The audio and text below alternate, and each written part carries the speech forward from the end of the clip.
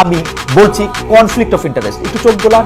এর মধ্যে রয়েছে গ্রামীণ ইউনিভার্সিটির অনুমোদন, গ্রামীণ এমপ্লয়মেন্ট সার্ভিসের জনশক্তি রপ্তানির লাইসেন্স পাওয়া, গ্রামীণ টেলিকমের ডিজিটাল ওয়ালেট চালুর অনুমতি। আরেকটু সামনে যাই, গ্রামীণ ব্যাংকের আগামী 5 বছরের কর মৌকুফ করেছে অন্তর্বর্তী সরকার। গ্রামীণ ব্যাংকে সরকারের শেয়ার কমিয়ে 25% থেকে 10% করা হয়েছে। আগের সরকার থাকলে 666 কোটি টাকা কর দিতে হতো ডক্টর মোহাম্মদ ইউনূসকে। এটা ছিল আদালতের রায়।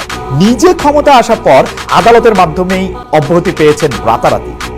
কিন্তু তিনি নিজে ক্ষমতা আসার পর রাতারাতি যে মামলাগুলি থেকে অব্যাহতি নিলেন সেটা আইন মেনে। অনেকেরই প্রিয় নেতা মাওলানা ভাসানী, তিনি কাকমারি সম্মেলন, আপনি মনে আছে তো?